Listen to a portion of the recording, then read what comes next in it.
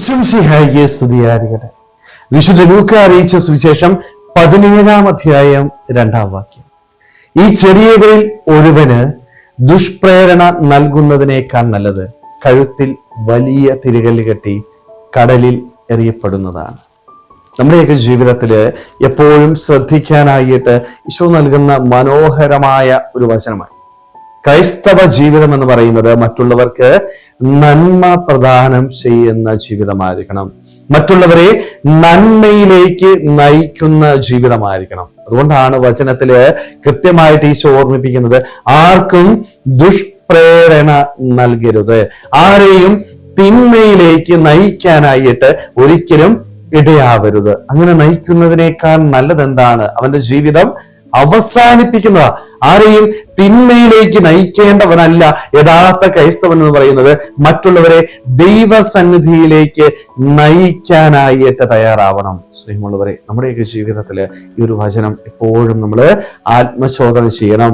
നമ്മൾ ആയിരിക്കുന്ന അവസ്ഥയിൽ, എൻ്റെ കുടുംബത്തിലായിരിക്കാം, എൻ്റെ ജോലി മേഖലയിലായിരിക്കാം, അല്ലെങ്കിൽ നമ്മുടെ സഹോദരങ്ങളുടെ ഇടയിലായിരിക്കാം, ഇവരുടെ ഇടയിലൊക്കെ ഞാൻ വ്യാപരിക്കുമ്പോൾ എൻ്റെ ജീവിതം മറ്റുള്ളവർക്ക് എന്ത് മാതൃകയാണ് നൽകുന്നത്?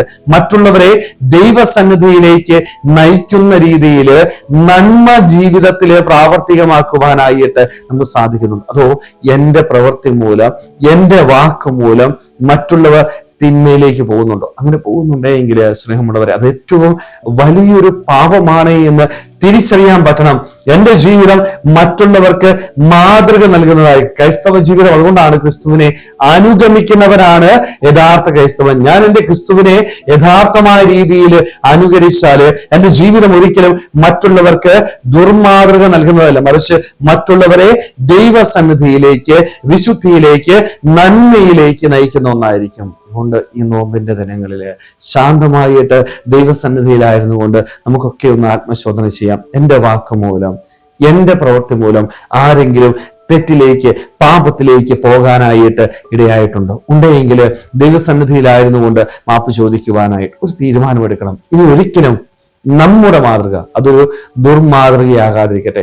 നമ്മുടെ ജീവിതം മറ്റുള്ളവർക്ക് നല്ല മാതൃകയായിരിക്കും. എൻ്റെ വാക്കും എൻ്റെ പ്രവൃത്തിയും കണ്ട് മറ്റുള്ളവർ ദൈവസന്നിധിയിലേക്ക് കടന്നു വരണം. അതുകൊണ്ട് നമ്മുടെ ജീവിതം മിശിഹായെ പോലെ മറ്റുള്ളവരെ പിതാവായ ദൈവത്തിന്റെ സന്നിധിയിലേക്ക് നയിക്കുന്ന ഒന്നായിരിക്കട്ടെ.